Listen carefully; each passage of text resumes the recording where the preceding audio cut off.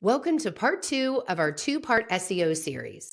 My guest today has been on the show a few times before, and we like to bring him back because one, he's an engineer, and two, he's an SEO expert.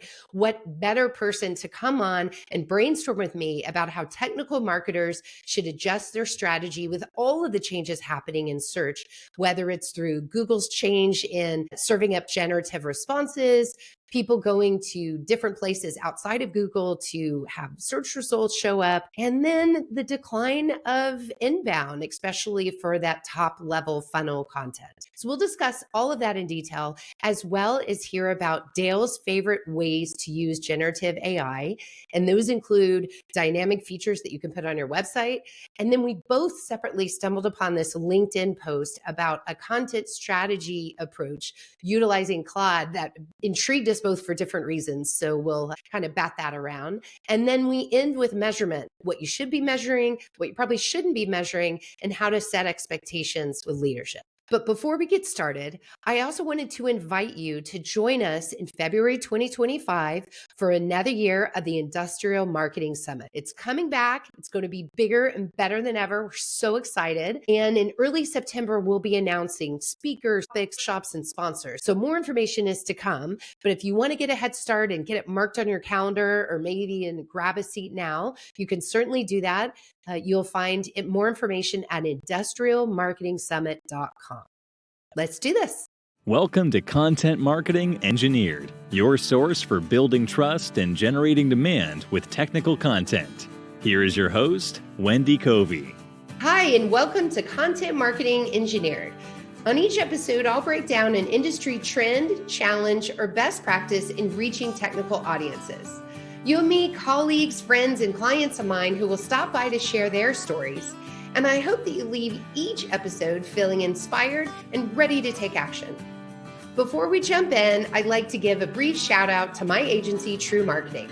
True is a full-service agency located in beautiful Austin, Texas, serving highly technical companies.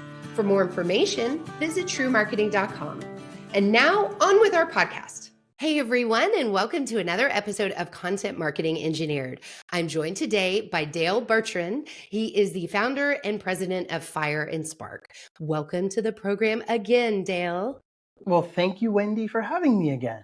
Yeah, well, it's great to see you. I think last time we were together, it was earlier this year in February for the Industrial Marketing Summit. And Dale, you were one of our most popular presenters. So thank you for that. Everyone loved you. It was fun, and I'm so grateful that you do the event in Austin in February rather than in the middle of the summer when it's sweltering hot down there. Right, like now. I hear you. And you're in the Boston area, correct? Yes. We get good weather maybe 2-3 months out of the year, so I enjoy it as best I can. I have been there in the fall and it's been lovely. Lots of HubSpot trips in years past over to Boston or to Cambridge. Well, Dale, what have you guys been up to over at Fire and Spark? Well, there's a lot going on in our world. I mean, we focus on SEO strategy.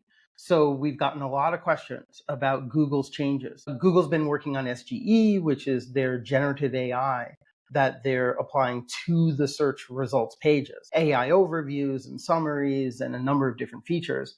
But everybody saw back in May when Google released the AI overviews. Basically, Google moved that feature over from the experimental SGE to the search results that we all see, and people started freaking out. Many of them were broken, and some sites lost traffic. And a bunch of our clients had questions about the future of SEO, basically, if Google's going to be giving answers that are scraped from my client's content without ever sending people to my client's website. So that's concerning. Very valid concern. Like you said, strange results mixed with a drop in traffic. No wonder that people are feeling a bit twitchy over this. So I will tell you, this is one of the catalysts of why I wanted to have you on right now, because same thing, we're watching it very closely, seeing the wild changes with our own results as well as our clients. So, one of the things that it's led us to think is rethinking our marketing strategy as a whole. So what advice have you been giving people? Well, we've been thinking, so the first thing is don't panic. because the changes are going to roll out slower than some people had been concerned. People were thinking, well, Google's going to be a completely different search engine by the end of the year. But we all know that Google launched AI overviews. It didn't go very well. They pulled it back. So as of now, maybe I think the latest number is 10% of informational searches are getting an AI overview. So they're still testing. They will expand it as they get it right, but they're going to be smarter about how they expand it. So we've been telling our clients that there's uncertainty ahead and we've got to plan for that uncertainty, but also we want to prepare our content strategy and our existing content for a world where Google is giving summaries, its own summaries for top of funnel informational content. And that has some implications when it comes to the inbound marketing playbook that we've all been using for a while now. Right. It used to be that high level informational stuff, even glossaries of terms, those were great SEO content magnets. Yeah, it used to be. So I've been doing SEO for a long time, 15, 20 years, depending on, whether I can count that day. And for us in the beginning, you could generate pages. As long as they had the keywords in them, you would get people clicking to your website. Search engines do not work that way. Google's an AI-based search engine. Google understands the intent behind your customer searches. So Google understands what they're actually searching for. And Google can also look at the pages on your website and understand what they're about, and then match up the right pages on your website to your customer searches when those pages are semantically relevant to the search, what people are actually searching for. Now, what I just described is very different from a keyword search. Google's no longer looking for the keywords that your customer typed on the pages on your website. That's really old school SEO. But when it comes to the inbound marketing playbook, what we had all been doing is just generating a lot of content, get people in top of the funnel when they're asking questions or looking for information that is possibly vaguely relevant to what we do. Then we cookie them and retarget them with advertising, or get their email address and hook them up with our email marketing. But now we need to start thinking about other ways to get them in top of funnel. And with the content that we're creating, what we're advising our clients to do is really shift their focus down funnel. Okay. So think about the customer journey and build content for people, the middle of the funnel content. So people who have identified their problem, they've got an idea how they want to solve it. Now they're looking for different vendors or to get their questions answered before they pull the trigger on a buying decision. So that would be the middle of the funnel rather than top of the funnel, which is going to end up leading to more and more zero-click searches when Google just gives people the answers rather than sending them to your website. Yeah, I think of that as what is dynamometer test, just picking on, a technical application. That what is a pretty generic answer, right? To from one vendor to the next or one engineer to the next, they'd be doing things the same way. That would be an example of, I think, something that Google would, or large language models for that matter, would aggregate. But then what are some of the pitfalls of dynamometer test, or how do you compare one system versus another? So now you're getting into that middle funnel material. Is that a good example, Dale? Yeah, that is good, because if you think about those very top of funnel where people they're demonstrating they don't know what a commercial water filtration system is. Like, I would guess that maybe they're not in the market for a commercial very good point. or industrial water filtration system if they don't even know what it is. So I would argue that those searches were never as valuable as the middle funnel, bottom of the funnel searches in the first place. Interesting. Okay. So it used to be that technical companies would focus on what we would call the long tail keywords, right? So less volume, very specific keywords that are, again, these niche applications. And so there's still a place for that, but it's no longer long tail keywords, right? Yeah, because when we're working in the manufacturing space, there are going to be esoteric terms that only an engineer in that space or a business person looking to buy this particular system would even know to look for. And so by definition, those end up being middle of the funnel. But top of the funnel is people who they've got a problem, don't know how they're going to solve it. They're unaware of the type of solution that you sell, and they might not even go with the type of solution that you sell because they don't understand their problem yet. And those are the type of searches that never were very profitable in the first place, but also we're going to have trouble. We expect it to be difficult to get traffic for those keywords in the future. Yeah. Yeah. So just plan for that, set expectations with leadership. Things are changing, focus on middle. Okay. What about volume versus depth? Yeah. So in terms of volume, like some people are going after search volume, which can be really, I think water filtration is like a great example where you might sell an industrial water filter system and then go make the mistake of going after a keyword like water filters. Now Yeah. that's an obvious trap because the vast majority of that volume is going to be residential. Somebody who's looking for a $50 water filter, maybe for their replacement water filter for their refrigerator or something like that. They're nowhere near your target customer. So you really have to be careful because in these B2B spaces, typically when we see a juicy amount of volume, something's up. Because Yeah. it's No a kidding. consumer keyword or it's too vague to be relevant, something like that. And also what I would say is typically in those spaces, keyword research tools aren't very helpful because they're not picking up on the searches. The searches that your customers might be searching, like the very specific questions they have. Those are questions that Google may have never seen before or Google sees very rarely. So the SEO keyword research tools that marketers generally use have probably never seen those keywords. So it's really the wrong way to go.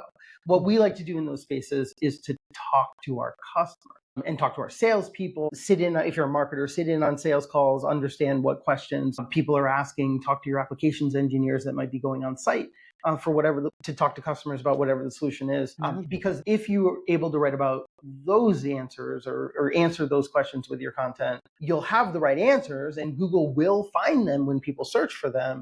But that's very different from saying, well, I'm going to use a keyword research tool, find the right keywords that have high volume, and then sprinkle those keywords onto my pages and I'm done. Like it just Yeah. doesn't work Very in a lot of spaces. good. So let's talk about content strategy then, because you just touched on understanding your customers and their pain points.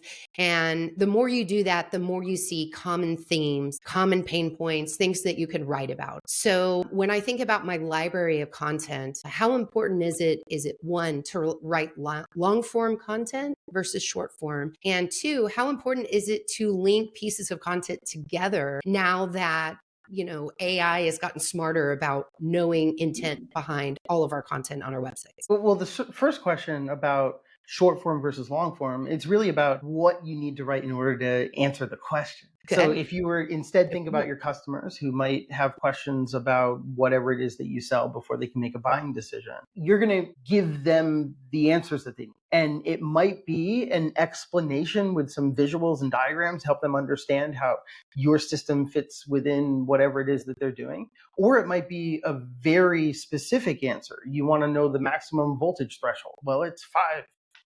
Yeah. And so Here it that's is. very Boom. short. But we're just trying to give them the information that they need. And sometimes the best way to present that information is in a table or a visual, or it might need to be a longer form piece of content. But also a lot of times it's a video. People want to see, how do I install it? How does it fit with my existing system? What does it look like when the water is the wrong color that's coming out the other end? Things like that. And so you really want to think about what your customer needs to make a buying decision. Yeah. Good. So start with them first. And then obviously having related content pieces to help them go further in that exploration on your website is important. And it's a benefit and it keeps them on the page longer. So I'd imagine that's another thing that's a win for your customer as well as a win for SEO. Yeah, so basically internal links so that when they're reading whatever it is you put together, they can click on something to go deeper or find more information about whatever it is they're interested in. That's always a good idea. I mean, the only reason why we don't do that as marketers is because it takes time and we have 100 other things to do. You can definitely use AI tools to help you out with that. One thing that I did was I forget which tool I was using, but maybe it was ChatGPT. I gave it a sitemap, which is an XML file from a website that has a list of all of the pages on the website, their URL. And then I told it to basically infer what the page is about based on the words in the URL. And then I gave it an article that we had written. And I said, tell me which of these words and sections of the article should link to which of these pages on the website in terms Ooh. of internal links. And it can figure that out from those two files.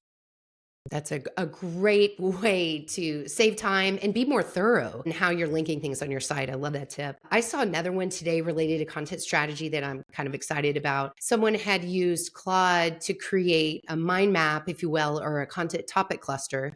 So let's take a technical theme, and maybe you have a few pieces that you've already written about that theme, and then map out what other pieces exist and how do they all relate to each other. So another way to just see the hub and spoke of these Yes, pages. so I saw that same post, but Did I'll you let you ask really? the question. I'm just itching to talk about it, to give you my opinion. But what's your question about it before I just go down my rabbit hole? No, it's more of a comment of we got excited about seeing this Yeah. post, and we're experimenting with it today, and different ways to even visualize a certain theme within content that you could use externally as a graphic. So we kind of took it from a content strategy tool to, oh, wait, how could we make this into a diagram or a mind map that we show externally on a pillar page? That's what we Yeah, so I saw that post too, and it Yeah. caught my attention for the same reason it caught your attention. Interesting. And what I always want, I don't want to call it like AI porn because that would be going too far. But you need to be careful because anytime you see a prompt that is like 1 or 2 sentences long, you know you could get a better output if you gave it more information. Oh, yeah. So when I saw that prompt, I said, okay, this is compelling because It's a it's so good start. simple. Uh-huh. And the output to somebody who doesn't know that space, who does not have expertise in that topic area, would look great. So those are the two things that I would say that I would watch out for. Yeah. So what I would do is I would have an expert in the space be the one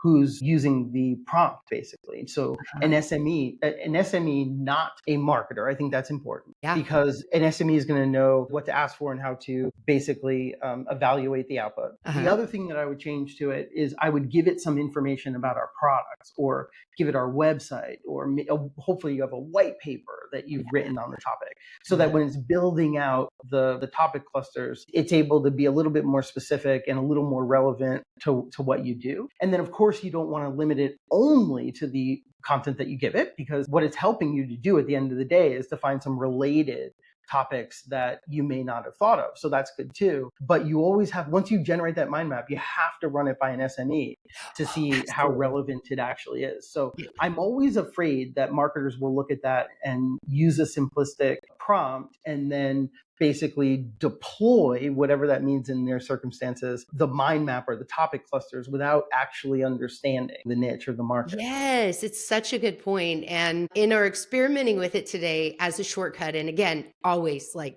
actually use the SME, but just playing around with it, what my team member did today was they did two things. They attached it to a real SME and their profile. So at least it had that information. And then they said, write it in the tone of this editor at this technical publication. So they were also tying it to the publication that, quite frankly, this client of ours would want to be placed into, to just see what they're writing about, where the gaps are, and kind of do that mapping gap. So it inspired a lot of good conversation. And while not perfect, it was. And that is fantastic. I mean, Yeah. for us, we went from the simple prompts to the more complex prompts many months ago.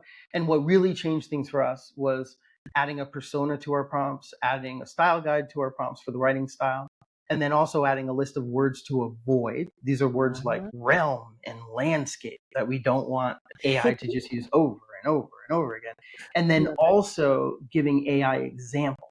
And what I learned about the examples is, you can imagine if you're writing product descriptions, you can just give it product descriptions that you've written previously, and then those are fantastic examples. But there are other ways to write examples where you're giving it more of a template. So it's not actually an example of a product description. It's a template that describes how you want your product's descriptions to be written. And you can mix and match those. So that's what I've been playing around with recently for things like generating LinkedIn posts and stuff like that. That's working pretty well. Regimented format. So you have consistency, brand consistency, using the right words, not the wrong ones. I love it. Dale, every time I talk to you, you're pushing the envelope on AI in like 9 different ways. So what are some other ways you're using it to make your life easier or your agency work more efficiently?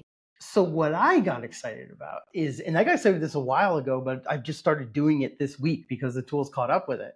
But one thing we did for a client in the financial space a while back was we built a calculator on their website, very similar to a mortgage calculator. And it worked really well because anybody who went to this website to estimate the cost of the system that they wanted, or estimate the cost of a specific configuration, once they entered their information in and they got the price, it would dump them into an application, or it would dump them into book a call with one of our application engineers or something like that. Yeah. So it worked really well from a conversion perspective. And also when you're creating widgets like that are unique, you can promote it and people will use it. So what we used to do was hire a developer when we came up with an idea for a widget like that. Maybe it was a configurator or something like that. We would build it in a spreadsheet, and then we would have the developer spend 10, 20 hours, whatever it is, like building it onto a page on the website.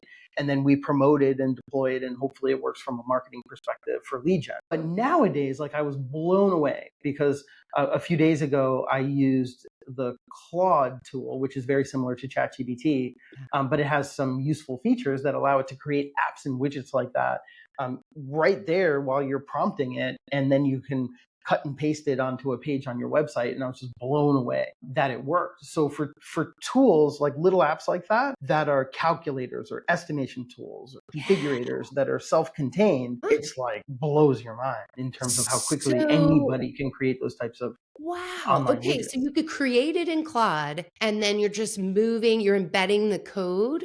Cut and paste. It gives you the equivalent of an embed code that you can cut and paste into HTML and you're done. So imagine you give it a spreadsheet that maybe has, maybe it's a data sheet, or maybe it's some pricing information of different parts if it's a configurator. And that's just all embedded into the widget. And then you just explain to it the buttons you want it to have. Like the one that I built, I said, I want to have a drop down where I can choose the style. I want to have another drop down where I choose the material, another drop down where I choose the size. Then I press the estimate button and it gives me a price and the shipping time. And I gave it a spreadsheet that would help it figure all that out in terms of what the shipping times are for the size of the final product and all that kind of stuff. And then some formulas on how to calculate it. And it's just blown away. I was absolutely blown away. Nate. I knew you'd have a good one. That's a good one.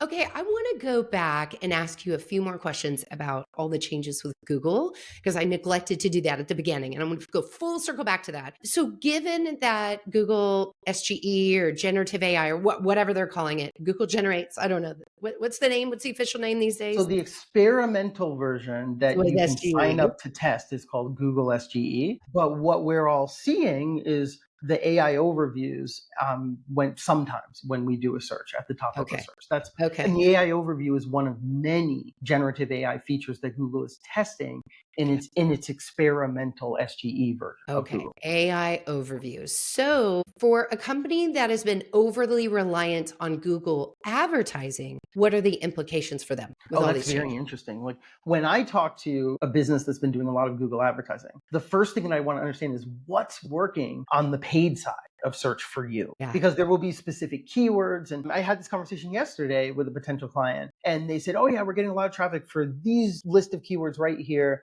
in our Google Ads account. And I'm like, okay, but which are converting into customers? And I said, oh, we don't really know that. I said, well, come back to me with that, because that's what I really want. But then, so they're going to come back to me with a shorter list of keywords that are actually converting into revenue and sales. And then what I'm going to do is try to figure out how can we target these keywords on the organic side. And it depends on the keyword. Sometimes they're very specific product keywords, so that we want to build out our product pages or buying guides that will describe the different products that we sell in that category.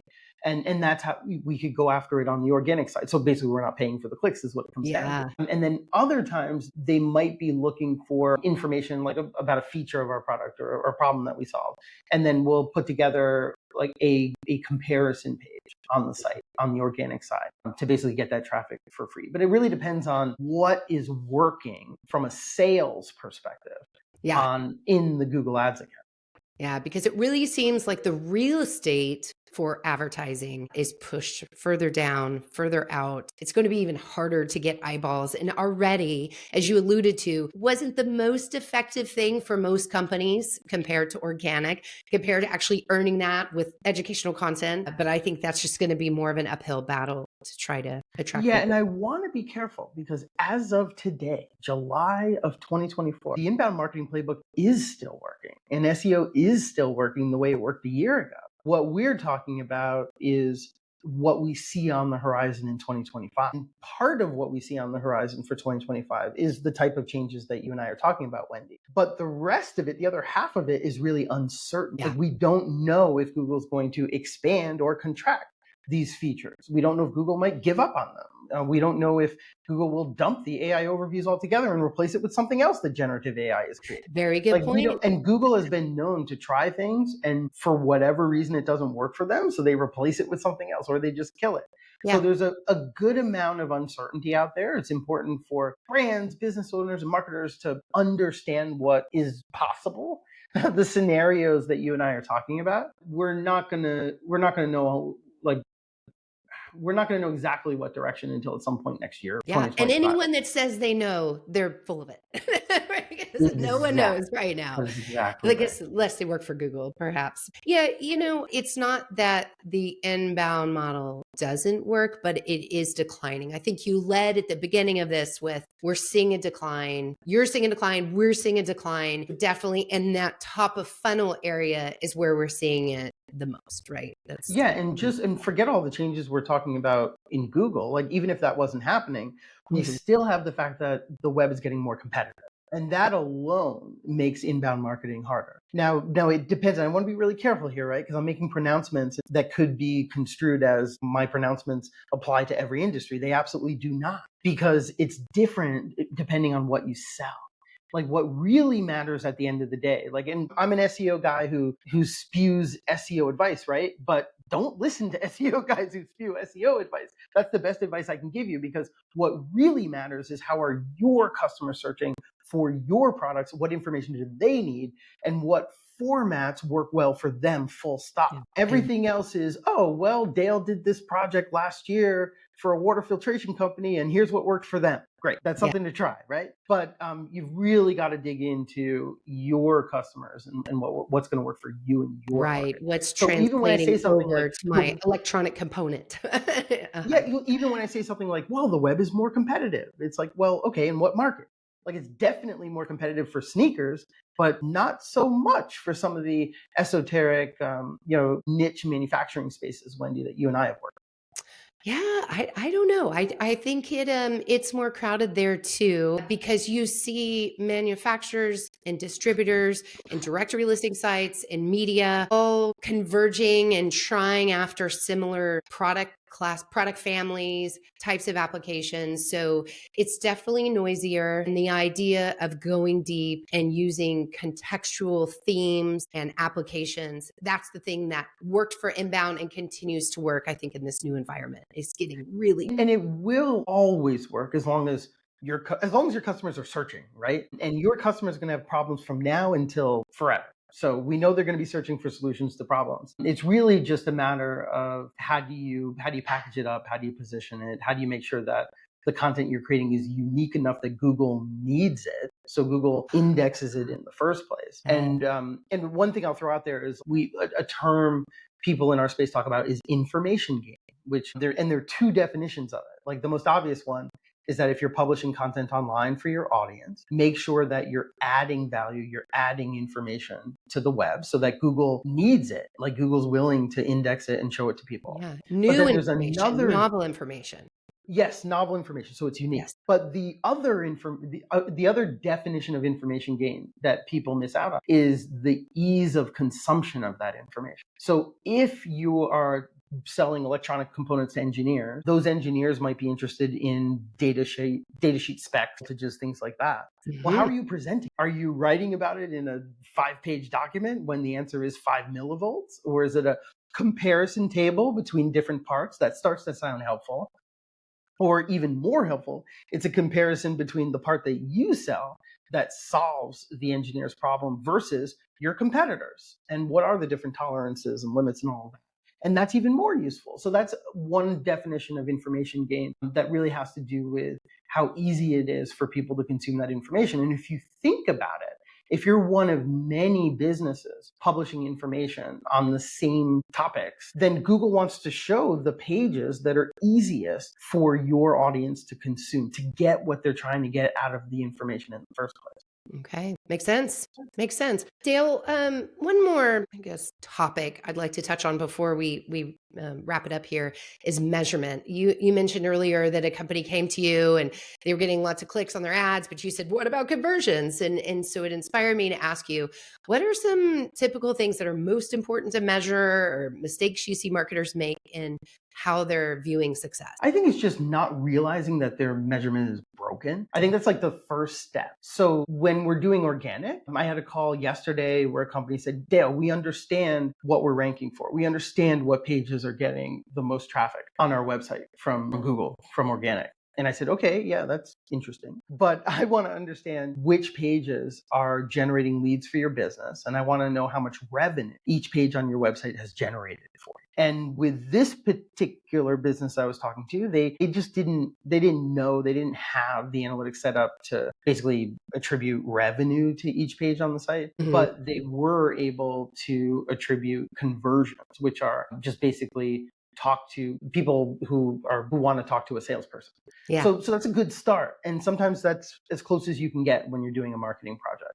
So whenever I'm working with a client, I want to get as close to revenue as possible so that I can look at individual pages and understand how much they're making, and then also individual keywords. And then there's a lot of optimizations that we can do based on that. But I really think the first thing is a lot of marketers, business owners don't realize they don't have that data and how powerful it would be if they did. Okay. And in this new world of generative search results, most companies, would you say, should expect a decline in traffic, but they should feel okay about that because, as you said, it was higher funnel. I mean, is there education to be done on that front?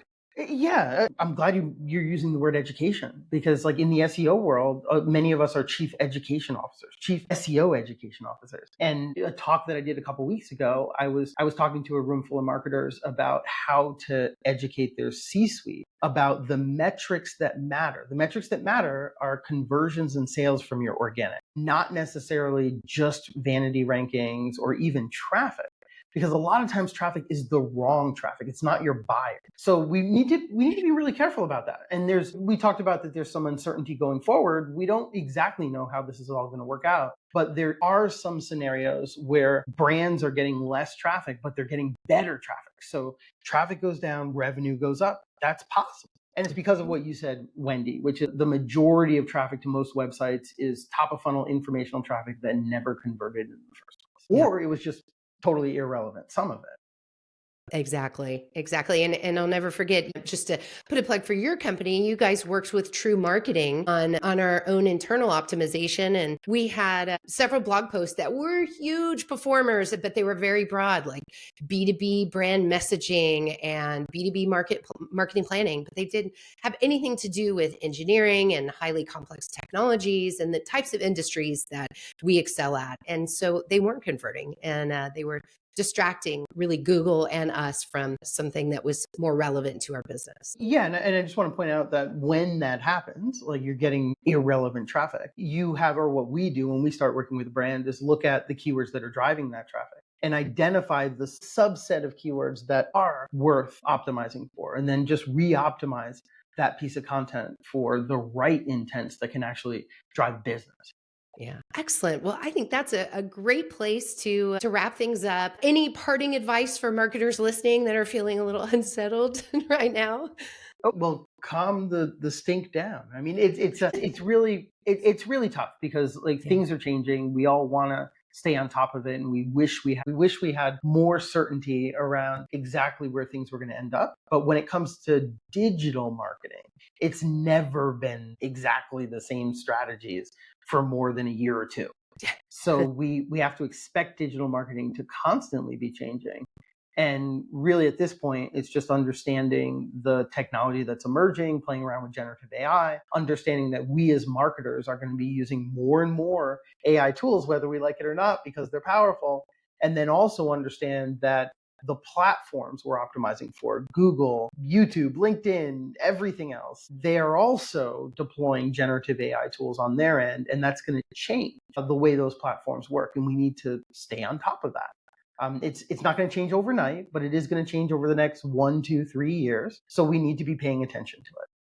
Okay, well, I guess that just means you have to come back on. We'll do a refresh. And in fact, Dale, it just occurred to me, we're going to be together in person in San Diego for Content Marketing Worlds. Tell me about what you'll be presenting on.